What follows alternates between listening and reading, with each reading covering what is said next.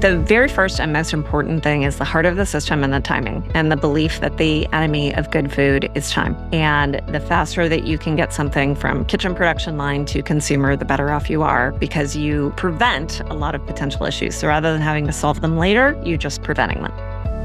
You're listening to Food Tech Talk, Supply Chain Insights from Farm to Fork, a podcast discussing the latest trends and technology in the food and supplement industries, featuring conversations with regulatory experts, quality and safety champions, and thought leaders across the industry. I'm your host, Lydia Adams. Let's jump right in. Welcome to today's episode of Food Tech Talk, Supply Chain Insights from Farm to Fork. We're delighted to welcome Meredith Sandland, the CEO of Empowered Delivery, a software company revolutionizing the food delivery industry by enabling restaurants to take control of their off-premise operations through first-party ordering, resource-aware meal production, and fleet orchestration. Meredith is also the co-author of the best-selling books, Delivering the Digital Restaurant, Your Roadmap to the Future of Food, and Delivering the Digital Restaurant, The Path to Digital Maturity. With a wealth of experience, including her role as Chief Development Officer at Taco Bell, Meredith brings deep insights into how technology can transform restaurant delivery for better guest experiences and more efficient operations. Welcome to the show, Meredith. Thank you so much, Lydia. I'm so happy to be here talking with you. Yeah, we're excited to get into this really rich topic. So before we do, I'd love to hear a little bit more about what inspired you to really focus on food delivery and how that intersects with safety and technology. So I've been in restaurants for a long time. You mentioned I was at Taco Bell. I was there before you could order a taco online and before DoorDash existed. So I was there right at the birth of those things and have been around it for a long time. When I saw delivery come into the world, I was extremely excited about it and thought it would be an excellent opportunity to get food to people who maybe couldn't cook for themselves or couldn't easily procure it. So these might be people who were disabled, elderly, two working parents living in a food desert, don't own a car, all kinds of things like that. And it seemed like it could be a huge boon to us as a society. And certainly it's proven out that consumers want delivery, but the way that it's happening today is, I'll call it disjointed, and that results in certainly some expense, some poor quality, and potentially also some food safety issues. So what I have gotten involved with Empowered Delivery is a system that helps all three of those things. That's awesome. And just to see the shift in food delivery in the last few years has been incredible. And then, as you said, it's definitely consumers are very interested in getting their food this way. So I love that we're going to talk about this. And with your history, you've worked for major brands. You mentioned Taco Bell, Kitchen United. How does that really influence your approach to food safety within the delivery space? Well, these big brands take food safety extremely seriously, right? So obviously working with Taco Bell has spent a lot of time and effort on food safety all the way through the supply chain. I sit on the board of Qdoba. They also spend a lot of time and attention on food safety. At Kitchen United, we worked with many different brands, so I got to see all of their approaches to food safety. And I think what's fascinating about delivery in the restaurant space is that these huge companies, these restaurants spend so much time, effort, resources on food safety, whether it's making sure that a plant is up to spec and doing routine visits at it, figuring out the supply chain from the plant to the DC all the way to the restaurant, doing tons of different checks inside the restaurant to make sure that food is at the proper temp and is stored for the right amount of time and used in the correct way. Just doing an incredible amount of training and checking to make sure that at every step in the journey, everything's fine. And then they get to delivery.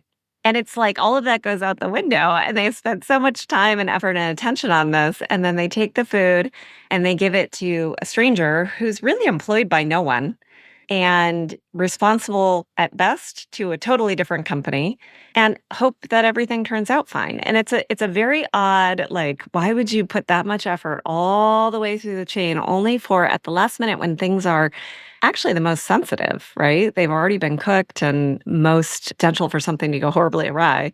and just hand it off and hope for the best. Like, can you imagine doing that in a restaurant, in an actual restaurant? Like, you're working at the drive-through and your consumers aren't allowed to come to the window, and instead you hand food to a stranger and then they run it out to the parking lot. Like, you would never do that. You would never do that in a restaurant. But somehow in delivery, we've just suspended our disbelief and said, it will be fine. Yeah. And I feel like consumers, we will choose convenience every time, but we may not know all of the procedures that have happened prior to that food getting to that delivery individual and not realize what's occurred there. Like what you just described is probably not always top of mind for the consumer. So, what do you see are really the biggest challenges in maintaining that food safety and quality throughout that delivery process? The hardest thing is that with the preponderance of delivery today being third-party delivery, the chain is just really broken. The chain is broken in terms of who owns the product while it's being transported, the conditions under which it's being transported. And now with batching of the items across restaurants, the time is taking longer and longer and longer from the moment the food is prepared until the consumer actually receives it. And those are all challenging things, certainly for quality, but especially for food safety as well. We have a saying at our company that is the enemy of good food is time. And you know this just based on cooking at home, right? If you cook something and then you let it sit there for half an hour before you get around to eating it, it's not going to be as good as if you eat it right off the stovetop or out of the oven, right? So if the enemy of good food is time, why would you ever create a system that makes things take more time? And what has happened in food delivery is that for some reason, restaurants have accepted that the system is broken and that it takes a lot of time. And so they are trying to figure out workarounds to deal with that time, assuming that it is there, right? So whether this is a hot bag or maybe a cold or hot locker, different ways to try to protect the food with packaging, things like that, rather than dealing with that time issue.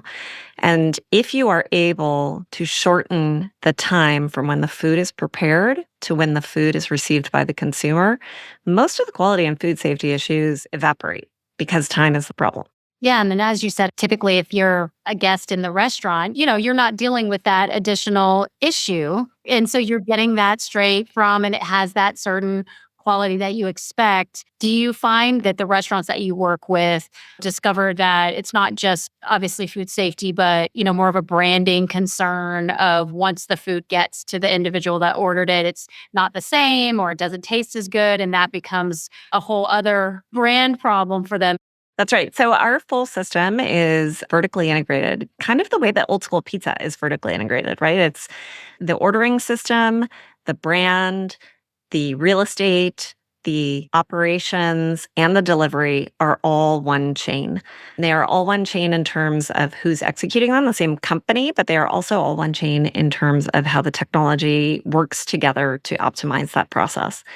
And there are a couple great things that happen along the way because of that vertical integration. The very first one is exactly what I was talking about with time, right? If I can figure out how to produce all of the food so that it's ready at the exact same time that a delivery driver pulls up, and then have that food go directly to the consumer, it is not going to sit and wait, right? So generally the food will get there between when it comes off the kitchen line to when it gets in the consumer's hands in 10 minutes or less on our system. And that is absolutely unheard of in the disjointed world of food delivery, right? Because even if it's one driver taking one order a very short distance, the odds that the food hasn't been sitting and waiting for that driver to show up and pick it up is very low. So there's always some time lag there, and time lag is where potential food safety issues get introduced and certainly where quality issues get introduced. So if you look at customers who are on the Empower Delivery platform and look at their online reviews, an interesting thing happens. They're all 4.8, 4.9 stars. Consumers often are talking about the process as much as they're talking about the food. I got my food so quickly. My food was so hot. My food was so fresh. The driver was so nice. All of these things that, yes, the food is good, but all of these things that you would never hear and when they're talking about DoorDash or Uber or any other third-party system, right? In a third-party system, you tend to hear things like, "That was pretty good for delivery," which is never a good sign, right? It's pretty good for means it wasn't that great. If I had gone there, it would have been better.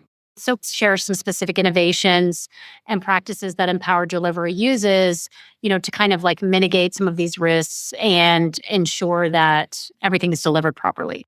The very first and most important thing is the heart of the system and the timing and the belief that the enemy of good food is time. And the faster that you can get something from kitchen production line to consumer, the better off you are because you prevent a lot of potential issues. So rather than having to solve them later, you're just preventing them.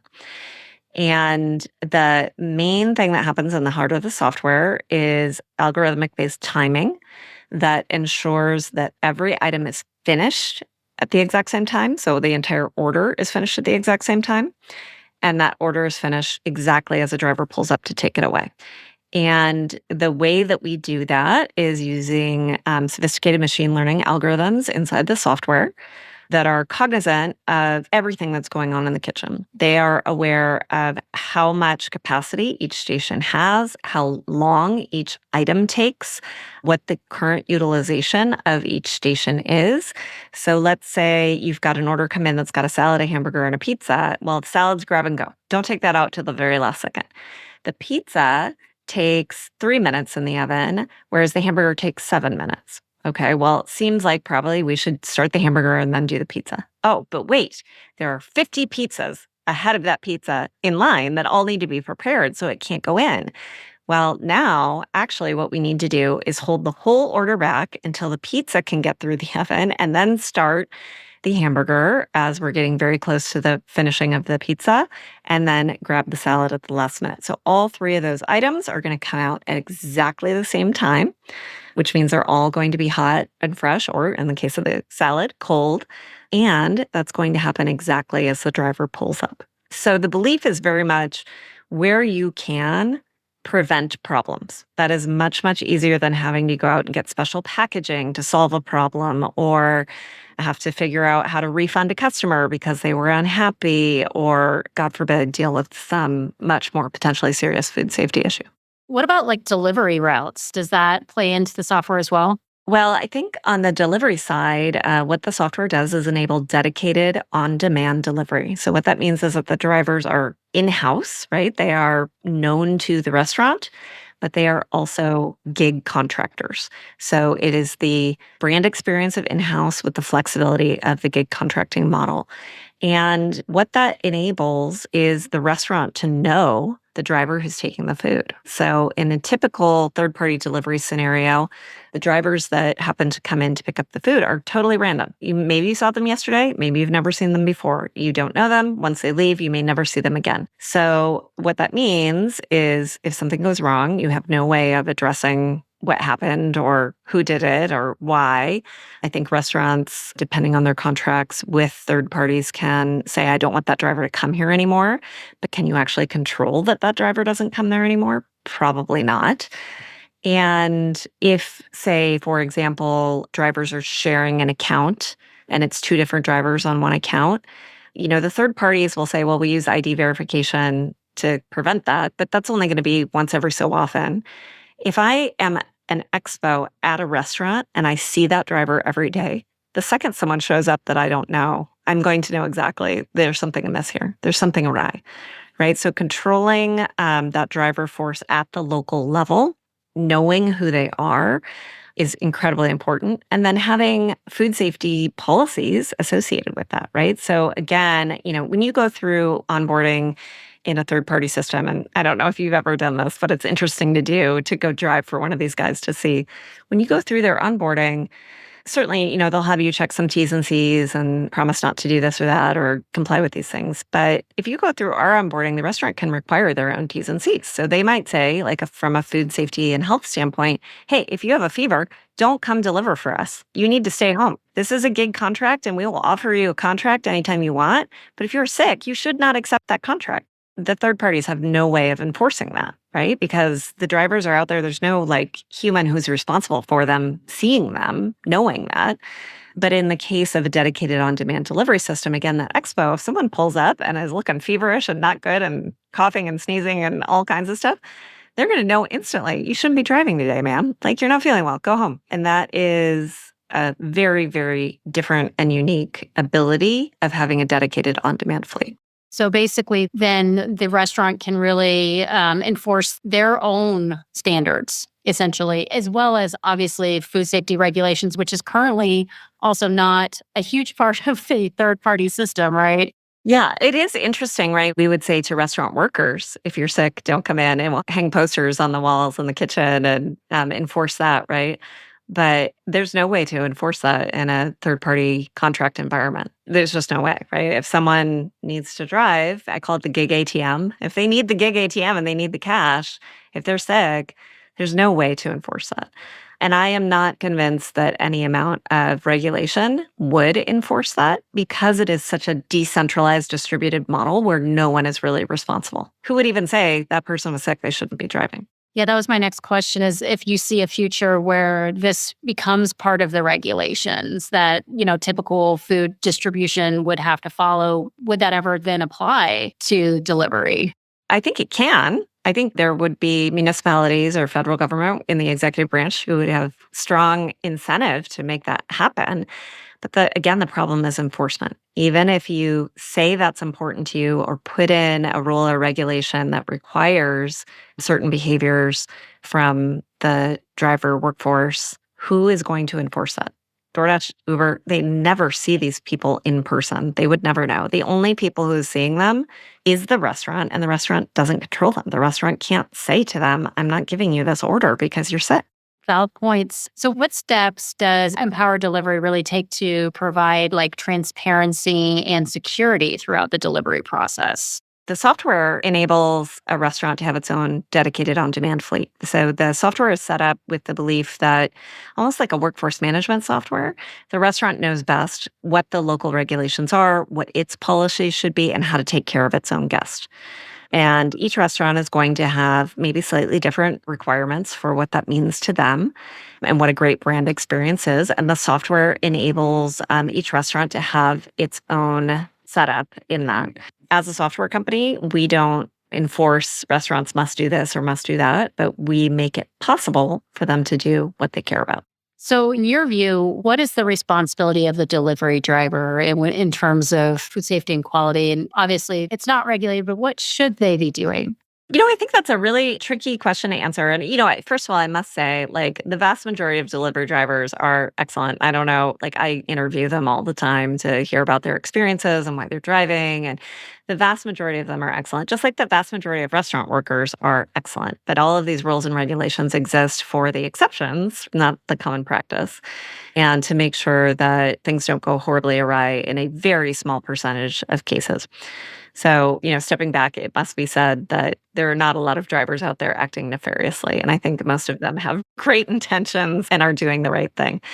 But in general, I would say that a delivery driver should follow very similar practice to what a restaurant worker follows, which means they should be washing and sanitizing their hands. Like if they, for whatever reason, happen to deliver food and shake hands or high five with the guest, probably need to wash hands and sanitize in between. They should not be adding unnecessary time to the journey. So there are some delivery drivers who do what I call self-batching. So they carry two phones, one's operating on Uber, one on DoorDash, and they do multiple stops along the way so that they can get paid double for that journey and then do multiple stops at drop-off. And that adds a lot of time to the journey. And of course, the enemy of good food is time, right? If there does happen to be some kind of foodborne illness in that food, the longer that illness has time to gestate in the food, the more risky it is. So shortening that time, super, super important. Obviously not tampering with the food in any way, not opening the food. I think restaurants have gotten really sophisticated around adding staples and stickers and things like that to their packaging so that it is at least evident to a consumer if something's been tampered with, which I think is great. So that would be a very important step for a driver to take. Thinking back to something that you said earlier with generative AI, the software being able to say, hey, the hamburger takes 7 minutes and, the salad takes 2 minutes to assemble. I feel like that technology would also benefit the restaurant for in-room dining. Have you seen that use case as well as the delivery?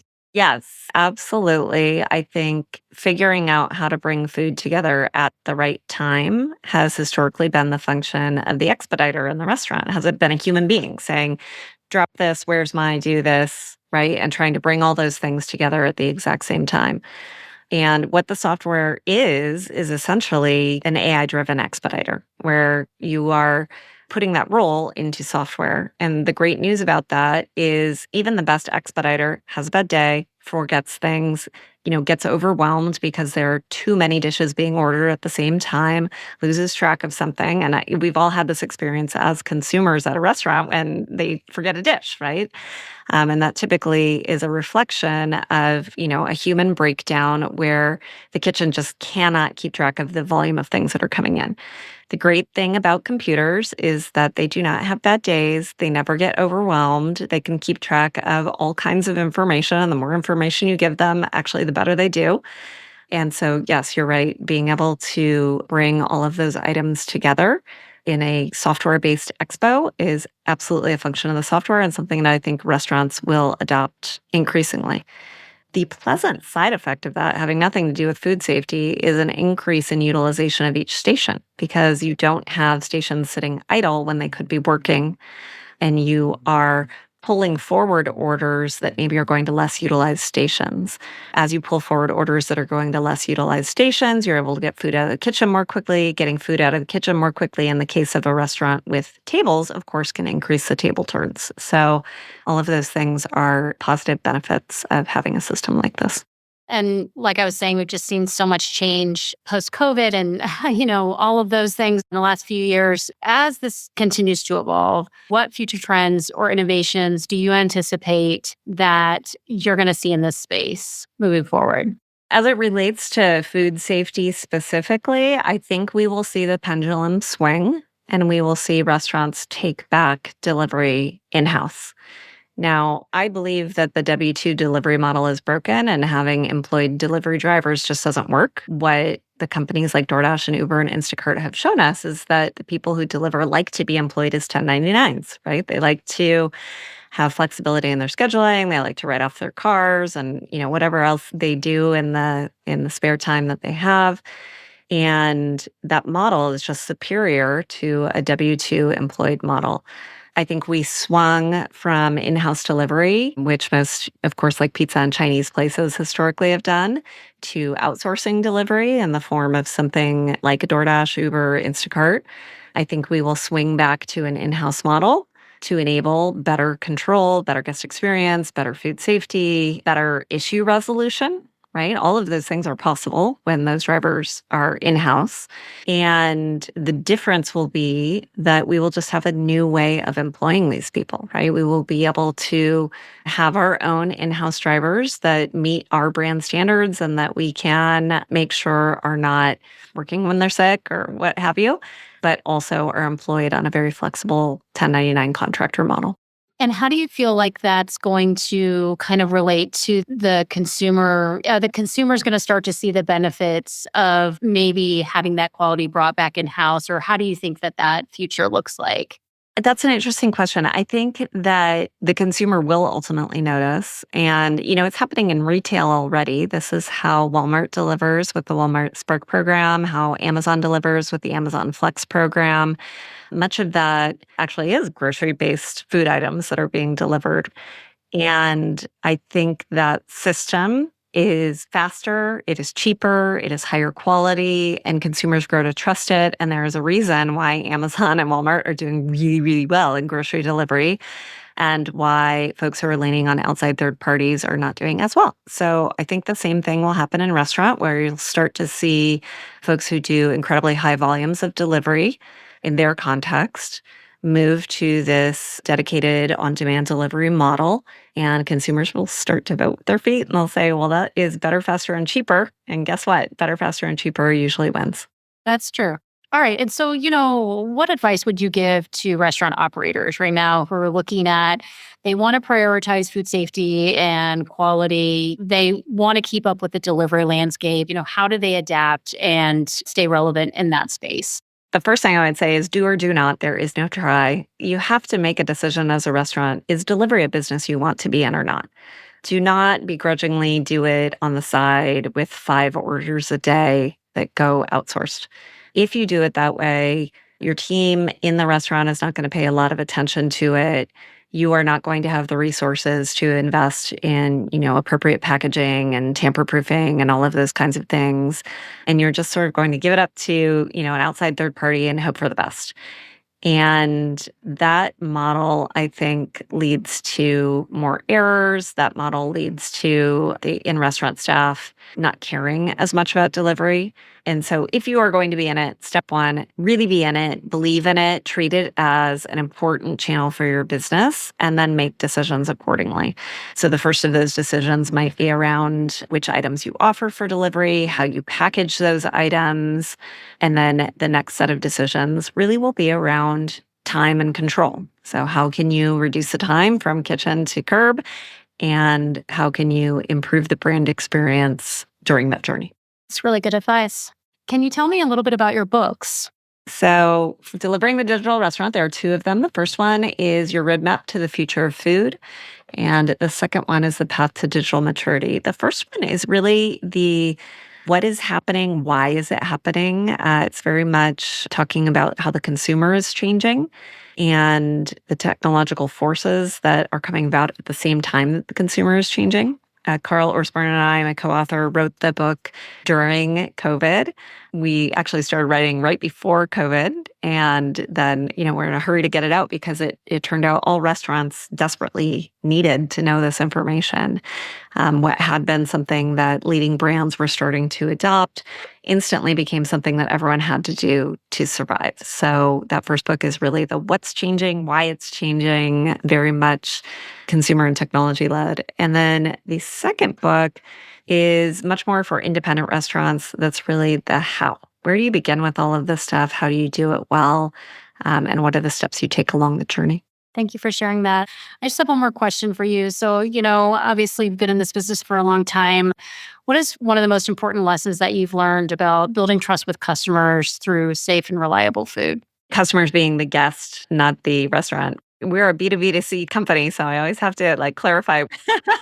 So, consumers will never see all of the work that restaurants do behind the scenes, right? They will never know that we took a visit to that factory to make sure that they were operating with great practices. They will never know how much time and effort that we spend on the DCs and on the trucks themselves. They will never know about the amount of modeling that goes into making sure that we get the right food in the right place at the right time so that things don't go bad and you're not being served something that's past date. They will never see that stuff.